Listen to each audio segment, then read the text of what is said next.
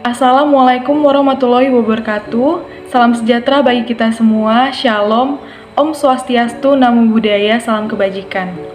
Pada kesempatan ini saya Gracia Febnasdi Realia Hulu, nomor induk mahasiswa C1C020053 dari kelas R009, Program Studi Akuntansi Fakultas Ekonomi dan Bisnis Universitas Jambi. Saya akan mempresentasikan materi mengenai ilmu keperilakuan dalam perspektif akuntansi. Video ini saya buat untuk memenuhi tugas mata kuliah akuntansi keperilakuan yang diampu oleh dosen pengampu Bapak Dr. Wirmi Eka Putra SEMSI CIQNR CSRS. Adapun pokok bahasan kita pada hari ini ada 7 pokok bahasan. Langsung saja kita ke bahasan yang pertama, yaitu mengapa mempertimbangkan aspek keperilakuan pada akuntansi. Kesempurnaan teknis tidak pernah mampu mencegah orang untuk mengetahui bahwa tujuan jasa akuntansi organisasi bukan hanya sekedar teknik yang didasarkan pada efektivitas dari segala prosedur akuntansi, melainkan bergantung pada bagaimana perilaku orang-orang di dalam perusahaan, baik sebagai pemakai maupun pelaksana. Di sini ada 2 alasan. Yang pertama yaitu akuntansi adalah tentang manusia dan akuntansi adalah tindakan. Akuntansi adalah tentang manusia. Berdasarkan pemikiran perilaku manusia dan faktor sosial secara jelas didesain dalam aspek-aspek operasional utama dari seluruh sistem akuntansi. Belum pernah ada sudut pandang semacam itu. Nah, para akuntan secara berkelanjutan membuat beberapa asumsi mengenai bagaimana mereka membuat orang termotivasi, bagaimana mereka menginterpretasikan dan menggunakan informasi akuntansi, dan bagaimana sistem akuntansi mereka sesuai dengan kenyataan manusia dan mempengaruhi organisasi. Kemudian, akuntansi adalah tindakan. Dalam organisasi, semua anggotanya mempunyai peran yang harus dimainkan dalam mencapai tujuan. Peran tersebut bergantung pada seberapa besar porsi tanggung jawab dan rasa tanggung jawab anggota tersebut terhadap pencapaian tujuan. Nah, lewat akuntansi, berbagai realisasi dapat diwujudkan dan secara terus-menerus berdampak pada pola tindakan individu yang ada di dalam organisasi tersebut. Selanjutnya yaitu mengenai dimensi akuntansi keperilakuan.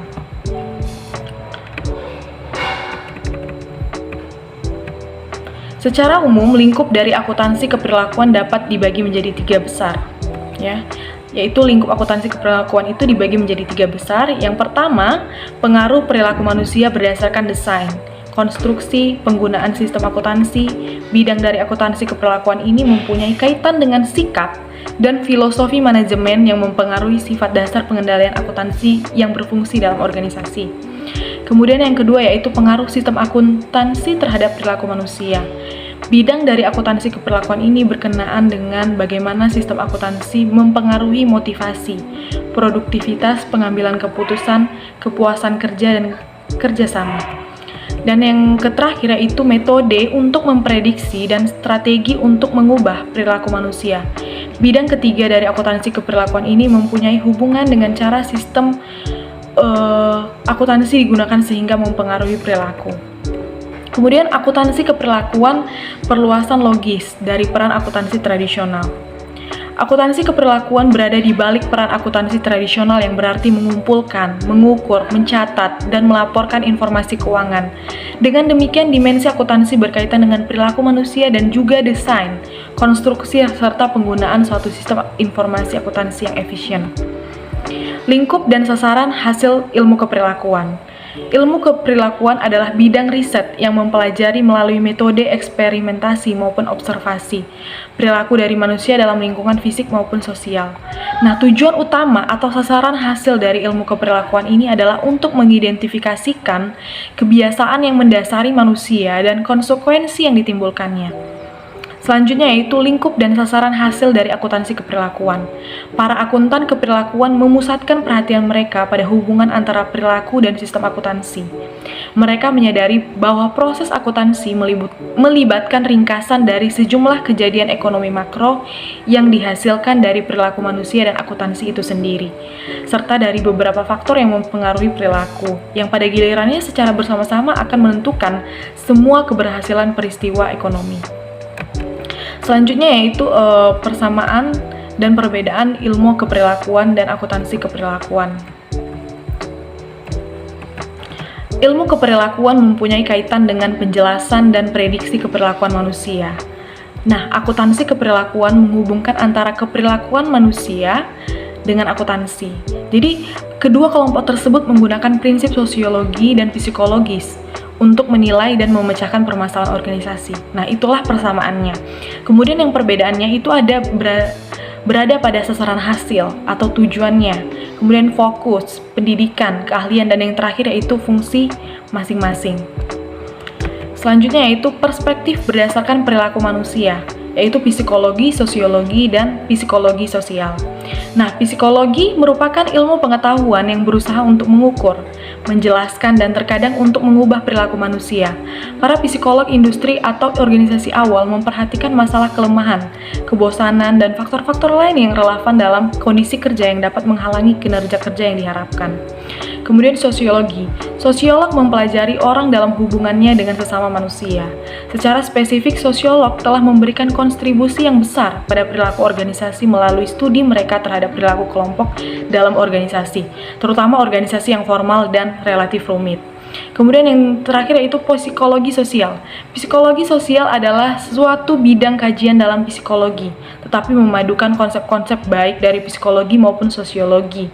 Psikologi sosial memfokuskan pada pengaruh satu-satu terhadap orang lain. Salah satu bidang utama adalah bagaimana melaksanakan pengaruh tersebut dan bagaimana mengurangi hambatan terhadap penerimaannya. Nah, ada beberapa hal penting dalam perilaku organisasi. Yang pertama yaitu teori peran. Peran dapat digambarkan secara sederhana sebagai bagian dari orang-orang yang berinteraksi satu sama lain. Susunan atau tanggapan perilaku yang kita harapkan dan kehendaki ditunjukkan sebagai peranan sosial. Peran membedakan perilaku dari orang yang menduduki posisi organisasi tertentu dan berfungsi untuk mempersatukan kelompok dengan memperlengkapi spesialisasi dan fungsi koordinasi. Kemudian ada struktur sosial, pola teladan dari berbagai bagian subsistem yang beroperasi dikenal sebagai struktur sistem. Memasukkan struktur sosial mengacu pada hubungan yang dipolakan antara berbagai subsistem sosial dan individu memungkinkan berfungsi bagi masyarakat, organisasi sosial, atau kelompok sosial. Kemudian ada budaya. Nah, budaya merupakan norma-norma dan nilai-nilai yang mengarahkan perilaku anggota organisasi. Setiap anggota akan berperilaku sesuai dengan budaya yang berlaku agar diterima di lingkungan tersebut. Nah, budaya dapat dipecah menjadi 3 faktor mendasar, yaitu struktural, politis, dan emosional. Budaya nasional suatu bangsa akan mempengaruhi pandangan sikap dan kemudian perilaku manusia.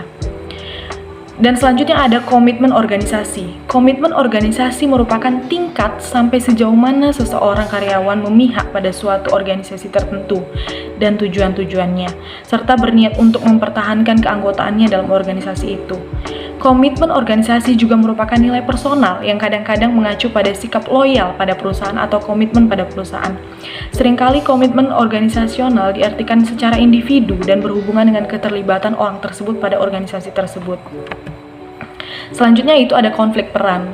Konflik peran merupakan suatu gejala psikologis yang dialami oleh anggota organisasi yang bisa menimbulkan rasa tidak nyaman dalam bekerja dan berpotensi untuk menurunkan motivasi kerja. Konflik peran mempunyai dampak yang negatif terhadap perilaku karyawan, seperti timbulnya ketegangan kerja, penurunan komitmen pada organisasi, dan penurunan kinerja secara keseluruhan. Selanjutnya yaitu ada konflik kepentingan. Konflik kerja dan keluarga cenderung berpengaruh negatif terhadap kinerja karyawan. Hasil-hasil riset tersebut merekomendasikan perlunya manajemen perusahaan untuk mengambil kebijakan yang menginterpretasikan kepentingan pekerjaan dengan kepentingan pribadi. Selanjutnya itu yang terakhir yaitu pemberdayaan karyawan. Untuk melaksanakan pemberdayaan, biasanya organisasi kemudian menyusun dan menentukan visi serta misi organisasi. Di samping itu, perusahaan melaksanakan pula perencanaan strategis dan berbagai macam pelatihan berkaitan dengan pemberdayaan, seperti membangun kerjasama tim, pemberdayaan kepemimpinan dan motivasi, kepekaan emosional di tempat kerja, peningkatan kualitas terus-menerus, pelatihan keterampilan khusus yang berkaitan dengan pekerjaan, dan lain sebagainya. Nah, itu saja materi yang bisa saya sampaikan. Lebih kurangnya saya mohon maaf atas perhatian dan waktunya saya ucapkan terima kasih.